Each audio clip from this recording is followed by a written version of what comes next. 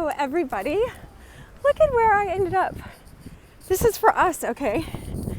We're going to talk about, this is Sessions with Dr. Cheryl, and I'm in my work clothes. I was heading to my office, but if you ever saw my video, Triggers with Tiffany, she's one of my best friends, and they needed to reserve this fire pit. And so I was like, wait a second, I can go do this for her. I can sit there and make my video there instead of at my office. I have more work to do tonight, but it's online, so I don't have to be there right now. And so here we are. And so we get the ocean. And today we're going to talk about narcissism, right? Because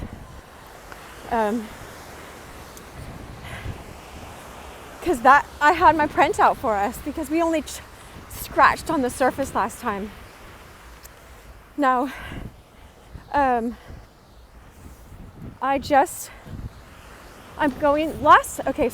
a couple sessions ago, welcome, I'm so glad you're here. Isn't it fun when you just are open to, doing things a different way? Hold on, I think I was supposed to go on the bridge. I got it. I only have an hour from now, so I wanted to start soon because you know how we always run out of time, just like with my clients. All right, we're almost at the fire pit, but I wanted you guys to get close to the ocean because depending on where you're coming from. And I have my tripod. Oh, I might not need to use it. I can use the table they set up. Okay, so there's this priceless acronym that we can use for understanding how the narcissists operate. Okay.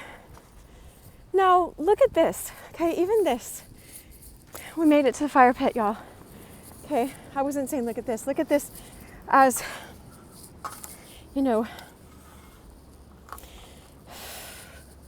when you are relaxed in your life. Now, I can have so much going on, and I can tell you there's a lot going on in my life right now. And so this is just an example of when you have a lot of stuff going on, and if your whole worth and value is tied up in it, then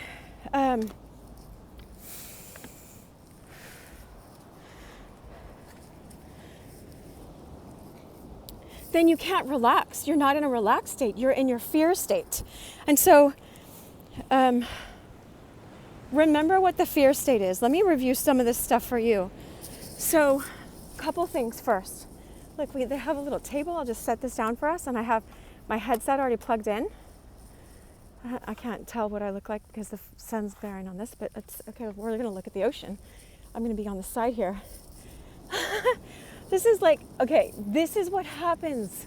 This is why it's so important. There's a guy laying over there with a Pele shirt on. That is I wrote Pele when I was a little kid, a little girl in grade school. They had us pick someone, and he was alive then. And I wrote him, and he sent me back an autographed picture. I was so happy. They had a list of who to send it to, but so that's wow. All right. So, look, when you have trauma in your childhood, then you respond in these 5 fear responses. They normally name 3: fight, flight, or freeze. So you want to just fight the other person, or you want to just run away from the situation, or you freeze. All right, but there's these 2 other ones, and I know some people talk about the please. They add the please, or you try to please the other person to try to get them to like you. And this is how we get hooked into narcissistic type toxic relationships. And you do not have to be in those relationships. Look, this is what opens up to you when you don't operate that way anymore. You get rewarded. I am a woman of faith, but I welcome all people of all faiths. But it's God rewards you because there's just a principle in life. Like if I drop my keys, right, gravity pulls them down. When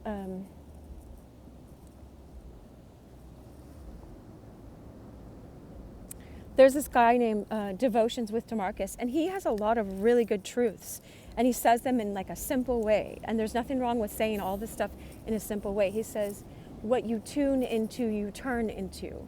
And a biblical, a passage of words of Jesus, who is like that's highest love, highest consciousness, Jesus Christ, the God-man, whether you believe him to be the God-man or not, I take him as such, and I'm not trying to throw that on you, but I'm just saying he knew what he was talking about. He said, seek first the kingdom of God and his righteousness. This is in Matthew 6:33. And then all of these things will just be added to you as well. For where your treasure is, there your heart will be also. And so he's basically saying the same thing in just a different way. What you tune into, you turn into. All right. So if I have these circumstances in my life, I want to get a lower chair for us. And, I can just walk around with you. And if I have those in my life and I am trying to get my worth from solving all those problems, I remember reading this book, and he was just talking about egotism. And he says the ego loves having problems because then it feels important. It feels like it has something to do. Okay? And so just because your egotism wants something to do for it to feel important doesn't mean you have to be stuck in problem land all the time. It's not a problem. I might just sit on the fire pit here. It's not a problem. None of this is a problem. All right, but there's a piece of glass here. Look at that. Got it. Anyway, it's not a problem. None of this is a problem. Like, when you have had trauma in your childhood, then, here, I'll just leave this here for a second. Then what happens is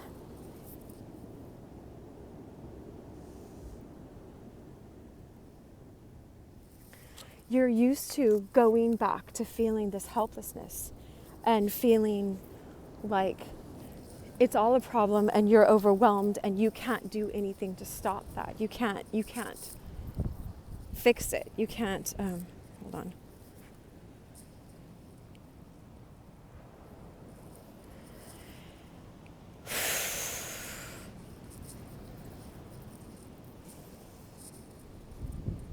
Let's take a breath and just be here for a second.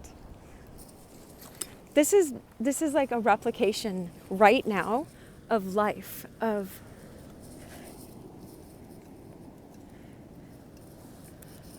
how to calm yourself down. When you get into a new place, even if it's an awesome, amazing, beautiful beach like this,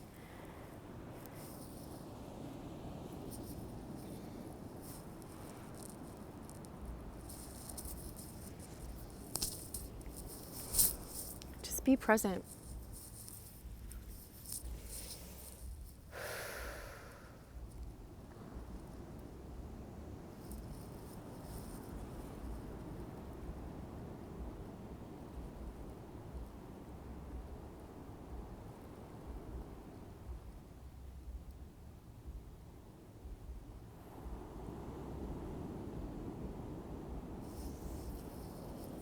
I like praying. I love praying. It's just like free your people that are here today. Let us not go back to any kind of narcissistic or toxic cycles. You're not meant to be a slave to those kinds of systems. Those are systems and models that you're not meant to be a slave to. Okay? So,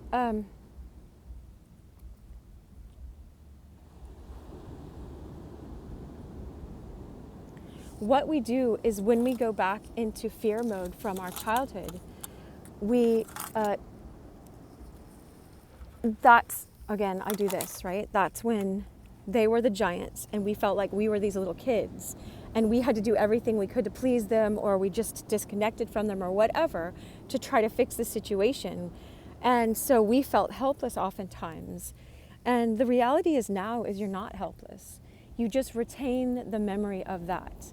Okay? And you retain the experience in your body. But even that,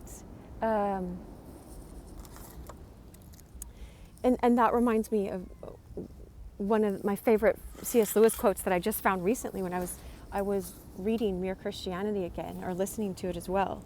And he said the difference with Christianity is Christians, unlike pantheists, believe that God did create a good world and it's just gone bad, but we have a memory of the good.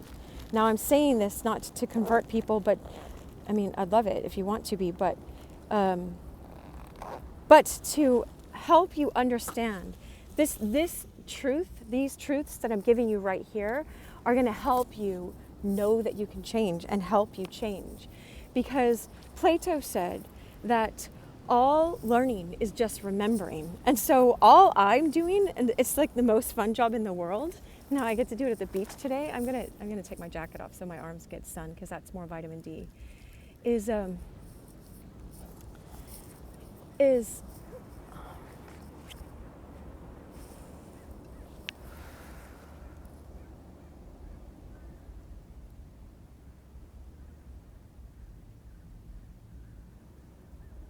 all we're doing is remembering that we came from love. God is love. I even have my necklace on, right? God is love. And we're remembering what love really is. And once you are grounded in that, you don't have to respond to life in those old fear modes, like when you were helpless and you felt helpless, because how can a 6-month-old go and make, microwave macaroni and cheese and bring that to him or herself? They can't. So we're dependent on these other people. And if they were inconsistent, then we learn either to chase after inconsistency or just to make do with scraps. And we're often in fear mode at that time. And then we don't make choices like if I was in a fear mode, you're not flexible, you're rigid. When you get in fear, you're rigid, and that often, I remember over 20 years ago studying about this Jewish supervisor when I lived in Montreal. I worked at the Montreal General Hospital when I was training, and he was saying that stubbornness has to do with this anger and rigidity and fear. Because when you're fear, look, you don't want to move. If I was so afraid of what you guys were going to think or how my video would turn out or whatever, then I wouldn't have had the flexibility to be like, oh wait, sure, I can just turn around and go straight over here. Why? I love being out in nature for our videos. I love that. And so it's like, but and I'm just using this as an example because I don't need to use myself as an example, but I had to meditate on scripture and sit with God for about 8 years now, an hour a day, to be able to be this flexible. And it doesn't mean he's going to call everybody the same way, but it's like I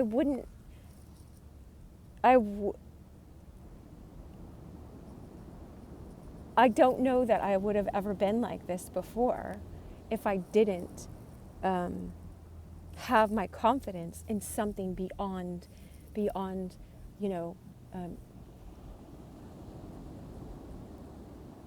this world, beyond.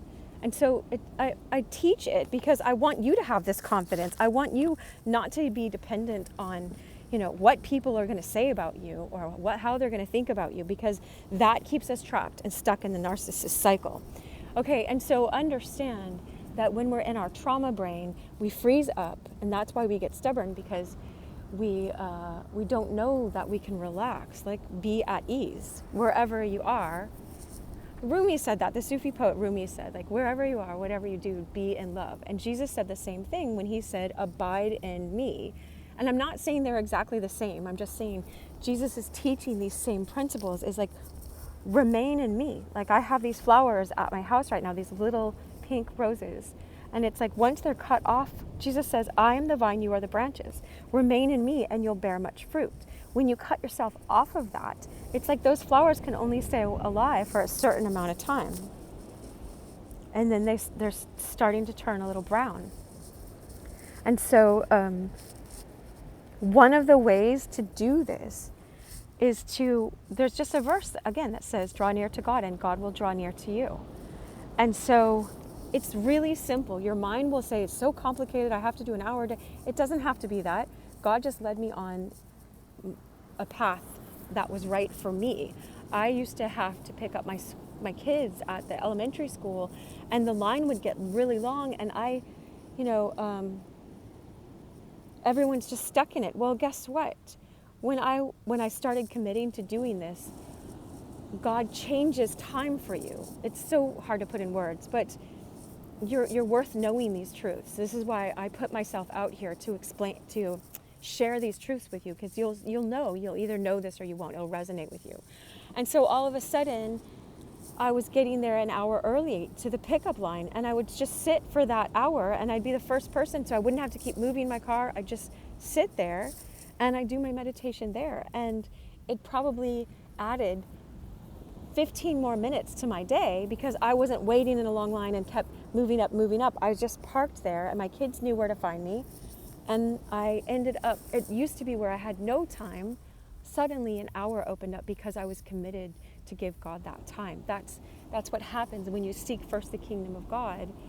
Like God helps you and changes things around, and you start seeing this world different. And like, this guy's just laying on the ground, and how would I have noticed his Pele shirt, right? Like, but God is above time, and God knew that I sent this letter to Pele when I was in 3rd grade. It's like, if I wasn't relaxed, I wouldn't see that. I would just be like, okay, how are we going to say this video? What are we going to? And of course, I still want to be organized. So what God was showing me, because I go on, and I was already praying, like, Holy Spirit, take over, take the wheel. And obviously, God, I prayed that this morning, like, oh, it's your day. You wake up and you can say, God, this is your day. And then things like this can happen because you're open to it happening, but when you do this,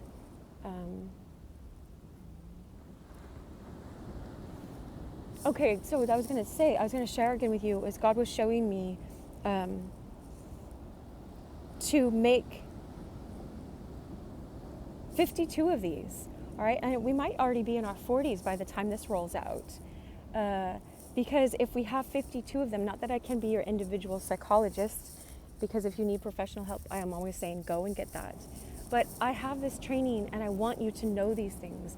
And it doesn't matter if we know them while we're sitting at a beach or in my office, because you're worth knowing it. You're worth knowing that you're worth more than staying in a state of perpetual fear because of trauma that happened in your childhood. Fear where it's like, where we stay in that anxious place. Jesus said, be anxious for nothing. Do not let your heart be troubled. But that doesn't mean fake it. That doesn't mean, oh, okay, I'm not. It means like, there's a verse that says in Hosea, it says, I will take her out to desert places. And he's talking about our souls. And he's talking about Israel, but it's also a representation of our souls, is I will take her out to desert places where I will woo her back with my love, all right? And so when we come out to the dry places in our life, it's like, I call it like the heart fire emoji. God takes you through a process. Like, put a 1 in the chat, all right, if you resonate with this. Then other people aren't going to know that, what you're talking about unless they watch this video. So, like, you're not putting yourself out there. It's hard for me sometimes, but it's time for me to change, like, to ask people, hey, put stuff in the comments, because I know I'm a psychologist and people don't want to put themselves out there, but I'm putting myself out here all the time for you all. And so if this resonates, if you understand this, so I was going to describe, it's like you go, God will take you through this purifying process. If you say yes to God, then you're saying no to the rest of the world and these models, these systems. The systems in the world are like a giant, the enemy of our souls is like a giant narcissist. And so what I'm going to teach you today, what I learned from this book as well, it's called It's Not You. And Ramani is her first name, and I don't know if I wrote down her last name, because last time I have it on my phone and I had it on my computer so we could see the cover. So it's on the last video, and I'll put a note right here to put it in the comments. But what she's teaching us about narcissism, if you think of, so we have our physical realm, we have our spiritual realm as well, our spiritual selves and our psychological selves. And so I'm about, let's heal all of that. I don't want us to be left without anything. And so the enemy of our souls, Jesus said, I saw him fall like lightning from the sky. He was trying to be God. If that doesn't sound like a narcissist, I don't know what does. And there's also this verse that says, here, you can see the back of him. So you see, because then, he's not in the video, just the Pele shirt was. So awesome. Thank you, God. Because God will do stuff like this. You can think that it's random, but God is, I'm always saying this in my videos, God is playing like 1,000 chessboards ahead of us.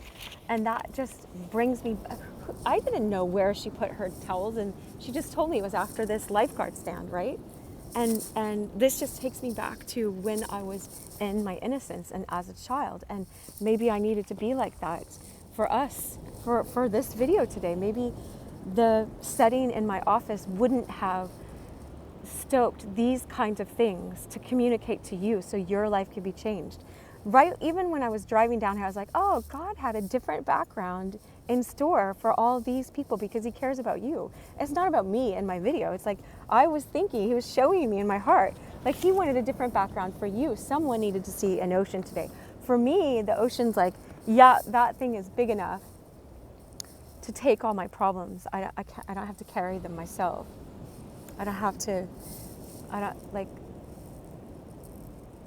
When Jesus says, I can wash away all your sins and take away all your problems.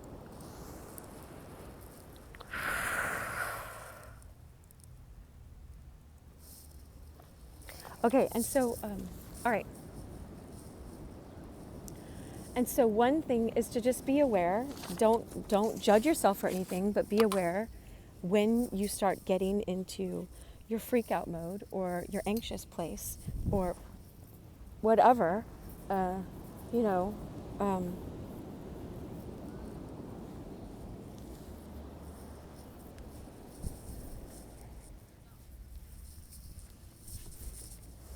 Because who says you have to stay there, and so speak to yourself, calm yourself down.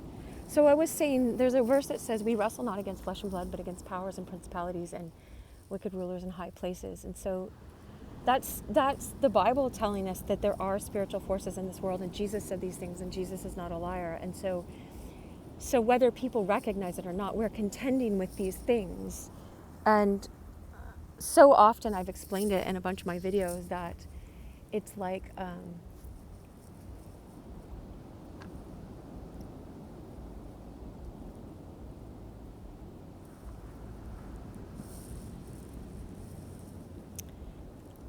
it's like the Matrix. It's like if you've ever seen it, and it's not for everybody, but the agents will jump in other people and change. It's the agents working through those people.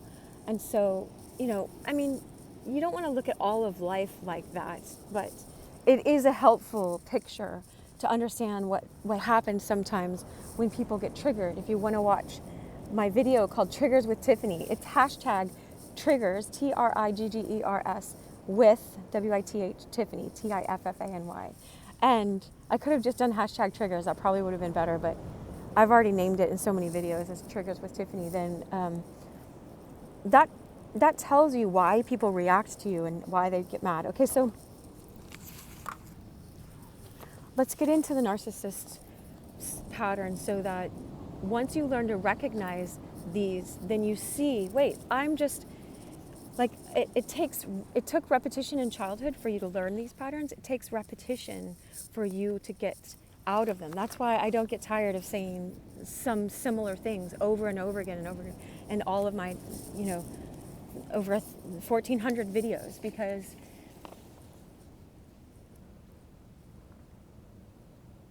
I was just in a live class this morning with Latoya Okia, and she was just describing it, and I'm going to borrow from her. I'm sure she's glad. She wants us to succeed. She prayed over us, and It's so sweet. But, you know,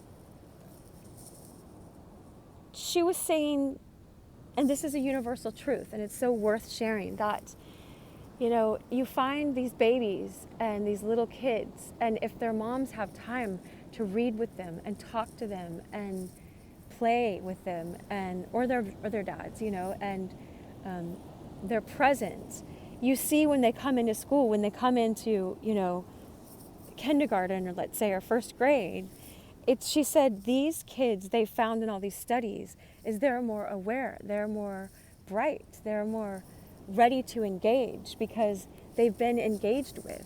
And the kids who have been ignored and not paid attention to, you know, and neglected, there's a sort of disconnect, and it's sad. That's why I want to change that. That's why I make these videos, so you guys can feel connected and know that you're worth connecting to, and all of that, and learn all these things. But that's what she said, she was encouraging us, you got to learn to reprogram your subconscious brain, because you internalized all these messages when you were a child, like you're not worth connecting with, and you are worth connecting with. And so when you speak words of kindness over yourself, when you start recognizing, wait a second, I'm going into fear mode. Wait a second, I can ask myself, am I at ease? Am I willing to protect myself? Am I willing to not sell myself out? Now,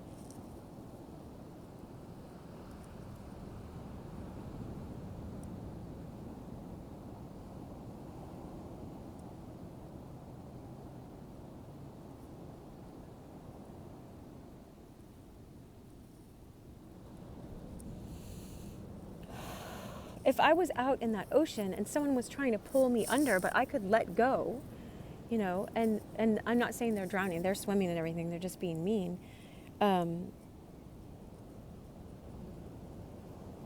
It's like, if any of us don't have this connection with something more, either an idea of more love, or actually start building a relationship with the Creator, then we might think that's all we've got, is this person, you know, I'll just say, like, roughhousing and whatever. You know, I'm not trying to minimize it. I'm just saying, in toxic relationships, why do people go back? You know, other people will just say, why would you ever go back? But a train's gonna come.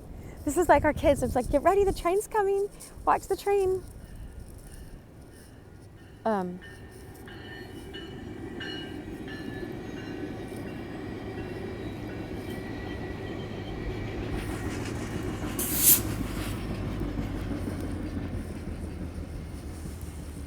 Okay, so let's recognize some of these narcissistic patterns, so that,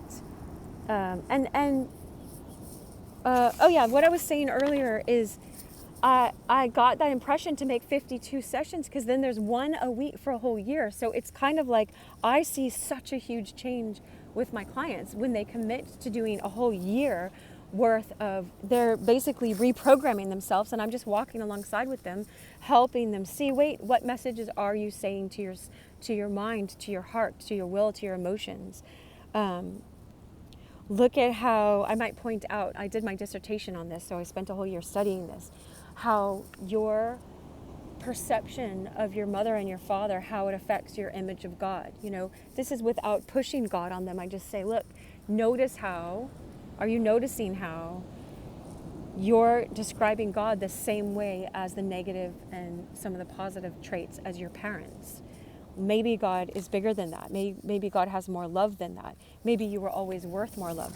And then, you know, we've looked at this so many times in our videos, like, why would Jesus have come and died on the cross to take the curse upon himself unless you were worth it, unless he wanted to rescue you, unless he wanted to give you something better, something more? All right, and so I bring up all these things because it's really important that you start taking self-responsibility to form a relationship with love.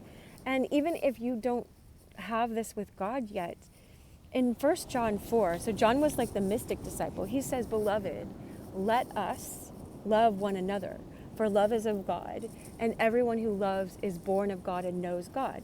When you love not, you know not God, because God is love.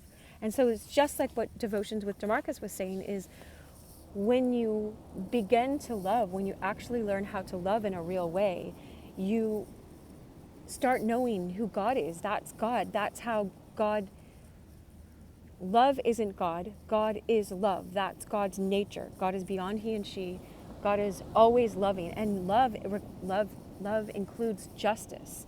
And so there's mercy, and there's justice. And just like one of my friends, Dave, was saying, he's like, there's gospel, the good news, and there's the law that says, hey, you can't just do anything and it's no big deal. No, everyone will be accountable for every idle word, everything we've ever done. But when we ask God sincerely, we say, clean me, wash me clean, wash me. If you want to read a psalm about it, Psalm 51, wash me and I will be whiter than snow. Take not thy Holy Spirit from me. It's like God says, if you, John 3:16, for God so loved the world that he gave his only begotten Son, that whosoever shall believe in him will not perish but have everlasting life. And so this word for life is Zoe. It's this deep, real life. It's this ability to know how loved you are so that you are not attracted to the toxic cycles anymore. You don't get hooked into them. We only get hooked into them. Ask yourself, all right? I'm going to give the first acronym, okay? And then I want you to ask yourself this. Why do I go back to toxic addictions, people, situations, circumstances? I go back because, and get a piece of paper out and a pen if you have one near, or write it on the notes in your phone in code if you don't want anyone to see or something, because it's your private response with you and God, or just yourself right now if you don't know God.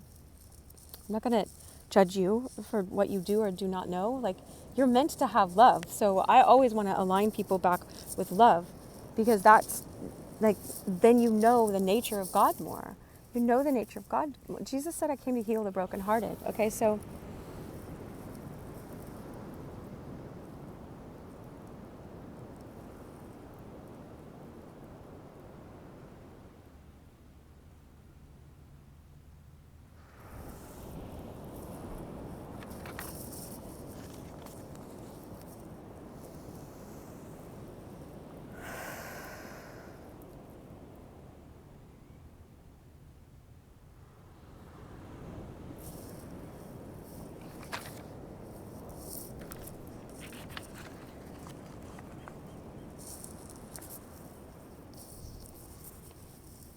all right, now if you need more time, you can push pause.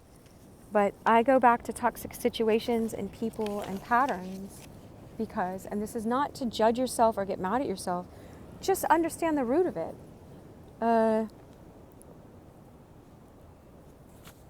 Okay, I said I was going to tell you the acronym, so let's just let that sit there for a second. Now, this woman who wrote, it's not you, this woman, doctor,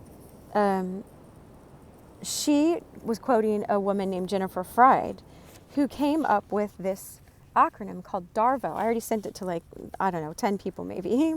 My brother, my mom, some other people that I know, friends. Okay, so DARVO, understand this, and then you'll understand how narcissists operate so that you never have to keep going back to be gaslit again. Is they, and they sometimes don't even know that they're doing this. They don't have a big t-shirt that says, hey, I'm a narcissist, watch out. They think they're really nice people sometimes, and they think they're really great people, and they're often very charismatic, and sometimes they're the top experts in the field that they're working in, right? And so they're very well known, have lots of followers and all that stuff, and yet they could still be operating as a narcissist. And I gave a good definition of it in the last video, so you can watch that. But this DARVO means when they do this destructive pattern towards you, like, I use the example, like they said they're going to be there at 7:00 p.m. to have dinner with you, and they show up at 9 and you're still there. We got to understand, why are you still there for 2 hours? And they're like, I didn't say 7, I said 9. And so when you confront them, when you're like, no, I have it in this text message, and even then, they deny it, and they were like, I don't know, it must have mistyped because I didn't say that, and we talked and it was 9. And they'll deny their behavior and then attack the person. Why are you saying that I'm lying? You know what I mean? They'll attack the person confronting the behavior, and then they reverse the victim and the offender. So they turn the victim of, their action, and that's just one action. There's so many that they can do over and over again that are like crazy making actions. And so, and then they reverse it so that you become, they're saying you're the offender and they're the victim here, because I can't believe you wouldn't wait for me for 2 hours when I told you 9 in the first place, and you're just so pushy, and I don't know, they make up a bunch of stuff.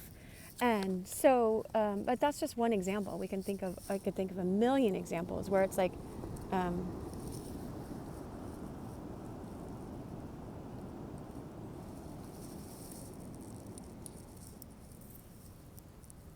look at this shell.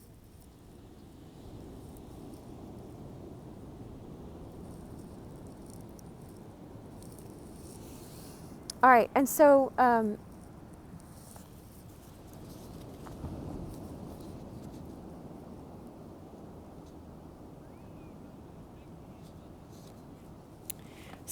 one of the statements from this book, it's not you, she said, narcissistic people use manipulation to control or influence you to achieve a desired goal that may not be in your best interest, but it is in theirs.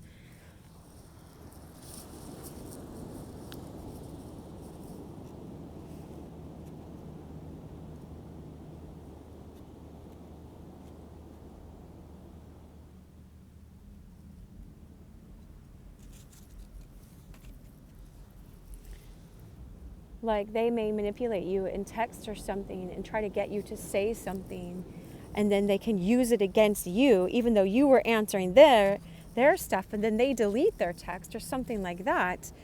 And then it looks like you're just saying this thing. Oh, look, there's another piece of glass from that bottle. All right, and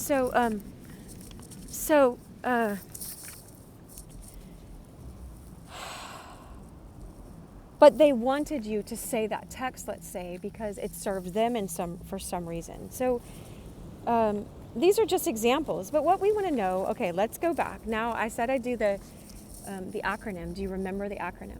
And do you remember what it stands for? DARVO. Some people are visual, so if you can see that, if the glare is not too much. I wrote it here. All right, and so it's right here too. It's they deny the behavior, DARVO, deny the behavior. And this is in English. If you're seeing it in a different language, then write an acronym for yourself. Then they attack you. They attack the person confronting their bad behavior. And then they reverse the victim and offender. So all of a sudden, they're the victims and you're the offender, when really, it's like they took $5,000 from you, and now they're saying, oh, what? Now you're saying I have to pay it back, and they had already said that they would love to pay it back with, whatever, and when they borrowed it. But there's situation after situation after situation, and so let's look at, because here's a clue. Okay, so Jesus said, in order to solve any of these problems, and he's not saying this so we can reverse the blame. There's a thing called blame shifting, where they put all the blame on you and you're all the bad. And oftentimes people that are attracted to narcissistic people, or people operating in a narcissistic way, because I believe that there are other influences in this world, and there's pain and trauma that are causing them, that have caused them to form that maladaptive pattern of becoming narcissistic, of being totally self-centered, because they never knew how to feel safe. But we can't be the ones that fix them, and it's very rare that they come into therapy themselves, because it's so scary for them to think that they've done something wrong, because if they did anything wrong to a parent who was a narcissist in a way that could never be pleased, then they would feel like they would be utterly rejected and not have anyone love them. So they've worked really hard to put this bravado around themselves and to defend themselves and make it look like they could do no wrong, and all the wrong is out there on other people. But what's coming to mind right now is is John Travolta and Olivia Newton-John, Danny Zuko in the movie Grease. Now, we watched that when it would come on TV. My dad would edit it for us. So I'm not saying that's for everyone too, because I have teenagers that watch this. But, Olivia Newton-John's character, Sandy, meets Danny Zuko at the beach in the summer, and then she was going to have to go back to Australia, and then she doesn't end up, but she's describing him as this really sweet guy because he was really sweet to her, but then he acts all super macho and cool at school, right? And so I'm not going to diagnose him right now, but let's just say, hold on, I got it.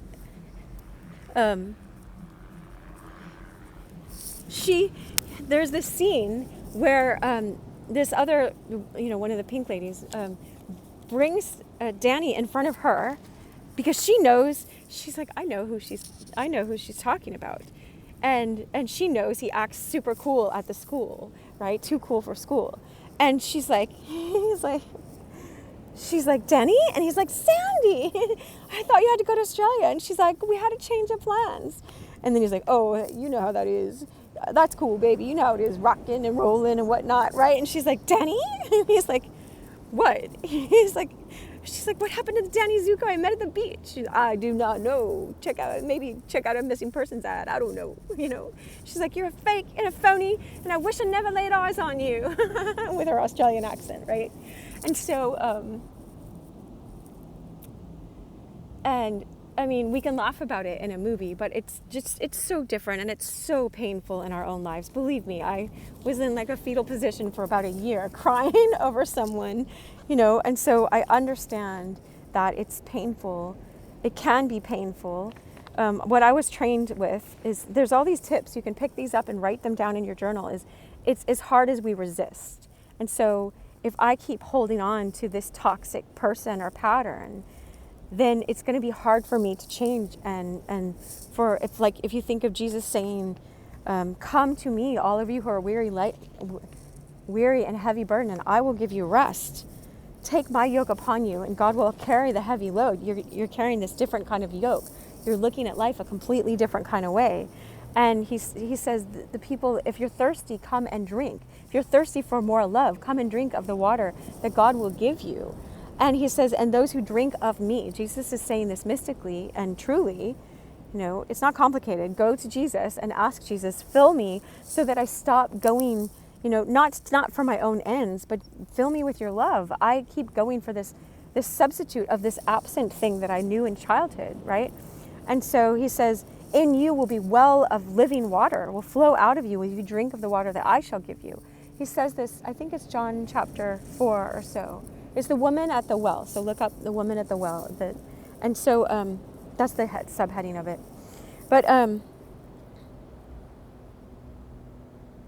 I say these things because when we hold on tightly to toxicity and a toxic pattern, or a person that keeps choosing to act in those kind of toxic ways, then we block that river of life from flowing through us. It's just like Jesus saying, if you don't forgive, you will not be forgiven, because you're caught up in this unforgiveness. That makes you rigid. That makes you, or if you depress yourself, and I was depressed for a long time. So none of this is judgment. It's just when you know better, you do something different. Is when we pray, give us this day our daily bread, we have a certain amount of energy every day. And it's like we're using that energy to push down on our hearts so that we stop feeling all this pain, and it flattens out our heart, all right. So the arrows of other people's mean actions kind of goes by us. But look, we are actively numbing ourselves. We're using our energy instead of being alive and passionate in life. We're dissipating our energy in either anxiety or depression or all these other things, or being in fear all the time.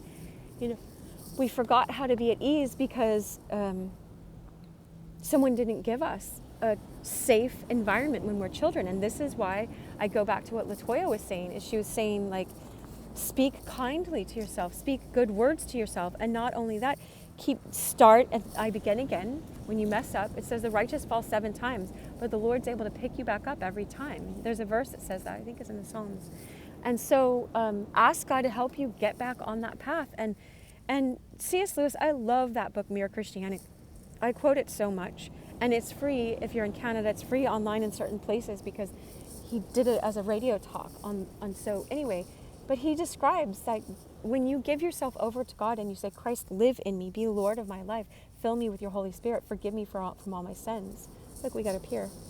Then, that's so funny. It's so beautiful because it's pier. In English, it's P-I-E-R, for this pier that you can walk out in the ocean on it. Walk on the ocean, you know. But God is our peer, P-E-E-R. That's someone who walks alongside us, like the Holy Spirit. And so Jesus is saying that when it says, look, I have my bracelet on because I was going to my office, right? Here, this is a verse. I had abandonment issues, so this helps me a lot. This is a verse I wear on my wrist. Lo, I am with you always. He says, I will never leave you. I will never forsake you. Wouldn't that be funny? It sounds like my friend's 80s band. What if they're playing down here today? It's a Friday when I'm recording this.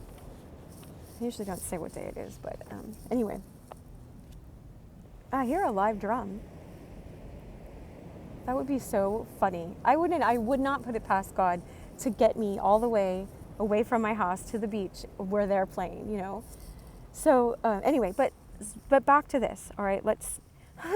Sometimes I get too relaxed now. And I really want you to know all these things. But, you know, when we've gone through a lot of trauma and pain, then humor sometimes helps us just see like, oh, wait, we can be relaxed. This is not me being fake, happy, clappy. They call it happy, clappy Christians. It's not about that. It's about, you know, like 8 years I had to keep going back to this space of going, I wonder if God's going to be with me today in that hour. I wonder if the silence is going to make me start crying again or make me feel powerless or hopeless or whatever. And slowly but surely it changed. And God can do that like one video at a time for you, you know, and one journal note page at a time for you. And so you're learning to speak kind words, but what we want you to have is this good base, this secure base. I have this video that I just posted called Attached. I think it's number 38 or so. So you can go back to 38. Just look for the one that says Attached in Sessions with Dr. Cheryl.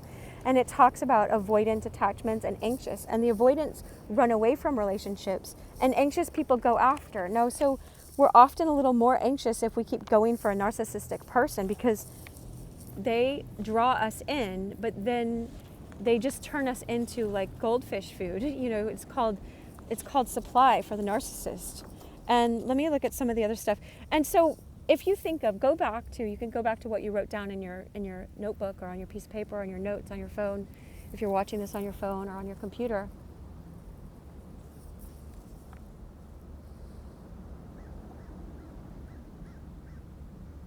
If I ask myself honestly in this moment, because I give myself like this blank piece of paper when I'm working with clients, so it's just don't expect any outcome of yourself. Just ask. You're asking yourself honestly, or you're being sincere. You're entering the moment, and I invite God to be there with me, you know, because lo, I am with you always. And then I know love is with me, like a good shepherd. The sheep are calm when the shepherd shows up because they hear his voice, they recognize his voice, and they know he or she, there's shepherdesses in the Bible too, that has always protected them, always, and does all of these things to protect the sheep. And so they feel safe in the presence of the shepherd. So I'll ask myself, I would go back to that toxic relationship, let's say, and it's like, I just was blank, and it was like, because I thought it was my job to convince that person that I'm worth loving. And it's like, Jesus died on the cross and showed you your worth. If you were the only person, he would have died for you and showed you what you're worth, right? But he's not here trying to convince you all the time, like, you need to accept me, you need to accept this love, I have so much love for you. He's not doing that. And so we can model from that. And even the prodigal son, when the father let the son go, and that's a job for Jesus. That's what I say about some people, like, nope, I got to release them to the foot of the cross and expect that good will come from it, and just let go. If anything good does come from it, if someone said, if they walk out of your life, let them go. You know, if they are meant to come back, then they'll come back of their own, and you don't have to worry about it. Keep staying in your purpose. Activate your gifts. Use your gifts so that, you know, my life wouldn't be wasted being depressed because I'm waiting for someone else to give my worth. But what does that sound like? Again, we can use the help of my dissertation that took me the whole year to write. It's like, and study. I had to study all this research. It's like,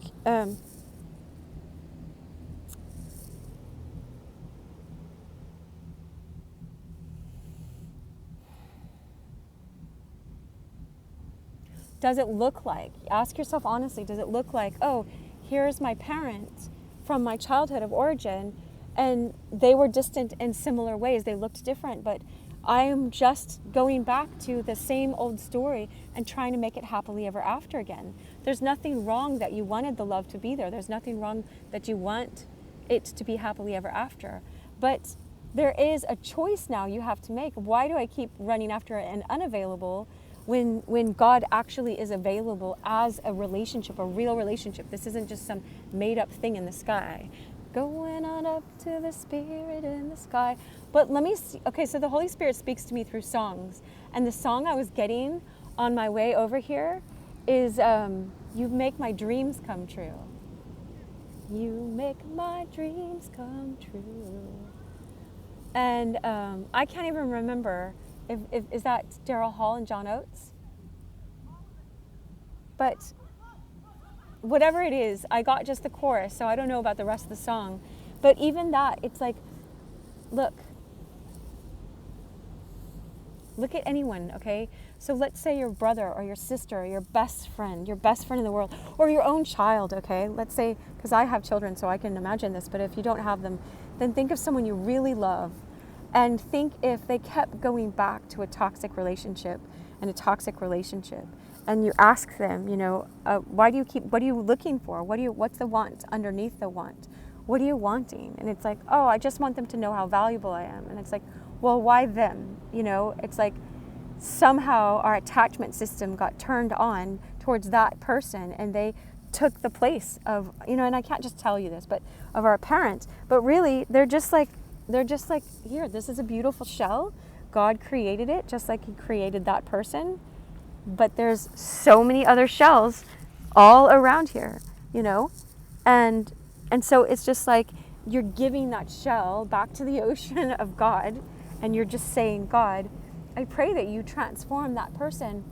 But if I keep trying to get my worth from this shell, and this shell has its back on me and is going away all the time, and sometimes giving me scraps and saying, oh yeah, you're worth something, but not right now because you're not getting me a 12-pack of beer or something, you know, because it started learning to just be attached to you in an addictive way, right?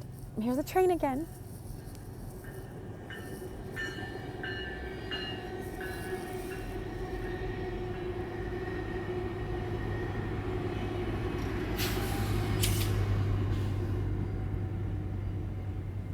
So when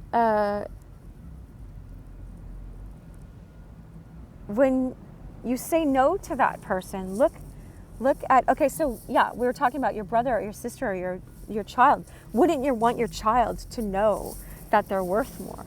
Well, how can they know that they're worth more until they enter into a relationship with love and start acting towards yourself with love, you know? And for me, I feel like it's an advantage that everyone can have. It's like anyone can have a relationship with the Creator. It takes time to develop more and more intimacy, but the relationship can start right now. Just like if you know, you were on a deserted island and one other person was there and they were really friendly and like, let's be friends. Like, we start our friendship today because we're on this island and we're trying to survive, and we're gonna get off this island, right? Or whatever. We're gonna make it. I don't know, but it's just like, the beautiful friendship can start today, because he says, today, if you hear my voice, do not harden your heart. Don't harden your heart anymore and keep chasing after an unavailable person. All right. And so there's nothing wrong that you wanted it happily ever after. What the difference is why do I keep insisting on trying to get someone else to know my worth, this shell to reflect my worth, when God already knows my worth and he's telling it to me all day long, all day long. All of the scriptures, all of the ocean, all of the earth is telling us. Now, anything that's bad in this world is something that's good, that's gone broken, it's got twisted.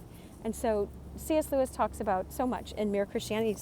He says, when you give yourself to Christ, he's turning you into a little Christ. He'll help you wean off being addicted to all these other people, they're toxic patterns. Well, they wouldn't affect you if you didn't keep going back to try to, you get hooked back into them. And because they look like, it's just like if it's your parents, like let's say you grow up with a narcissist parent. At some point you felt loved, because you were held as a little child and changed and fed, and then all of a sudden they turn on you because you start having a personality and they start projecting their own stuff on you, and they start getting mad at you about stuff because of their own insecurities that they're not able to look at. And then you carry all this shame. We take on all this shame from them. Like just because they do that, and that's what I was going to say, is they look like your parents. So they look like, oh wait, these are the people that loved me before.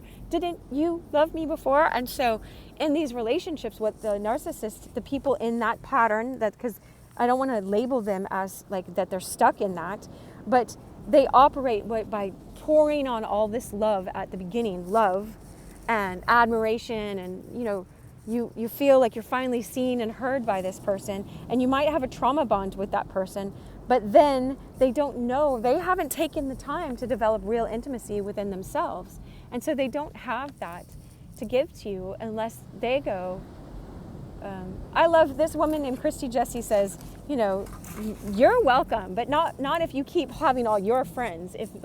If they don't want to go for a deliverance, let's call it deliverance, or they don't want to go get insight and do the inner work in therapy, then they're just coming and attacking you with all of these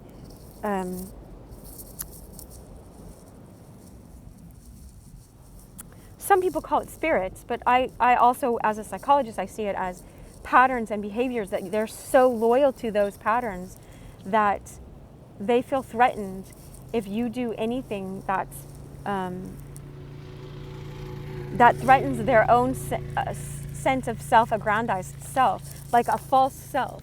If you are actually authentic and you want a real authentic relationship for them, that is scary to them. And so they'll attack you, and then you'll think it's your fault, again, DARVO, the person you're confronting or bringing this up with, just in a communicative way. It's just like other relationship. Go, hey, you know what, I thought we said this time, and they're like, oh my gosh, I'm so sorry, we did say that time, and that's on me, and I totally apologize, and I don't want to have a pattern of that. And so next time, let's do 2 texts to confirm, and so we both are on the same page, and I'm so sorry that got, whatever. It's like they take self-responsibility, and they can also go, oh no, we did say this time, if they had said that time, and then you can see, oh, wait, but with gaslighting, with a narcissist, gaslighting is when you start questioning your own worth, your own intuition, your own knowing, your own visions that God has given you, the gifts that God has put in you, and you, it's because you put them up on a pedestal, and you're this little child again. You put yourself, because they activate some kind of pattern with you and him or her.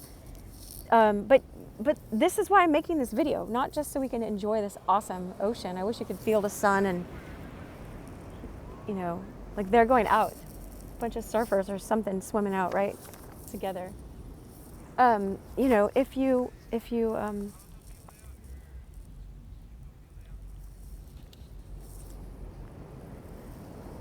If you knew this deep love inside of you, like that one time, I don't know if you guys were here for that, you all women and men and boys and girls were here on that video when someone was attacking me, and I'd just been doing this really deep meditation, and I just couldn't understand why they were attacking me, and I looked behind me like, but don't they, like, I don't think they know who my father is. Like, I felt so And this is like huge change. So if this change and shift can come in me, then I know it can come in other people. That's why I just keep getting more and more excited about you all getting freedom in your life. And anyway, so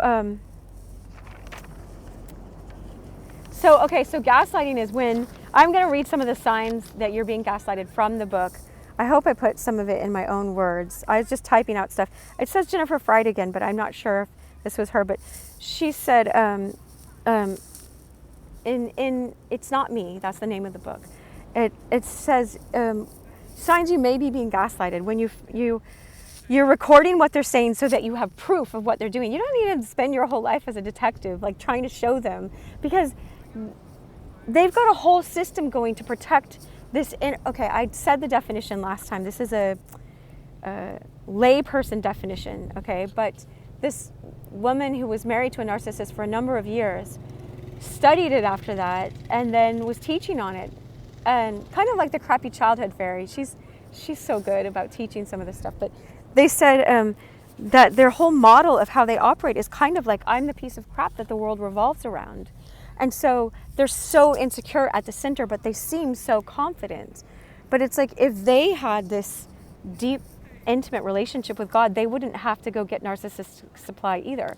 And so that's why I was saying earlier, Jesus always is giving you the answer when he says, take the log out of your own eye. This is where I was saying you're not blame shifting.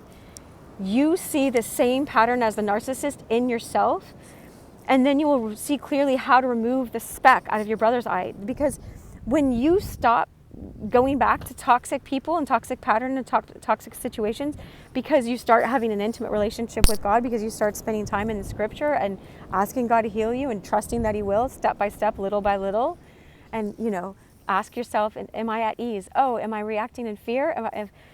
Is it the Lord is my shepherd, therefore I lack everything, or therefore I lack nothing? God is the shepherd that takes care of me, that cares for me, that loves me, that brings me to green pastures, that brings me to the ocean, where I can cast all my cares on God, because the ocean reminds me of the vast expansiveness of God's nature.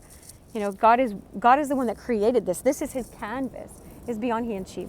And so, of course, when we see the expansiveness of the sky and the expansiveness of the ocean, it's like, it's big enough, just like God is big enough to go, I will take your problems, like Jesus said, come to me. And so when we are not drawn to those people anymore, because we know that there's a bigger love for us, and we keep trusting in that and walking in that, that's faith. That takes faith, and faith comes from, we walk by faith, not by sight. It's the substance of things hoped for and the certainty of things not yet seen, okay? But you're knowing, it is in your knowing, just like Plato said. It's your remembering, it's all remembering. But so feeling like you need to, you have to send long explanatory text messages or emails to the offender and be like, this is why I did this, and this, I see myself all the time. Oh, and I want to tell you, that's the acronym that I came up for us, right? I just call it Dear God. So DGOD is Dear God. And so it's like, don't get on the defensive, okay? So if you felt like you weren't worth anything unless you pleased an unpleasable parent when you were a child, and I know my dad has written over 100 books, so he's talked about having that experience himself, and then no wonder I had a similar experience. Then it's like you don't feel like you're worth being alive. You're not even allowed to be here sometimes, and that's why some people can get suicidal, because they don't know that, look at the sun, they don't know that they're worth loving. They think they were taught erroneously, see, all of the bad is just a good that's been twisted. They were taught that you're not worth anything unless you can make me feel good in this immediate moment. And when it's like, oh, I can't keep doing that because that person has an insecure core because they don't know their real worth, then you just feel like, well, I can't ever do that. And it feels like this black hole. And so you feel like I must be worthless.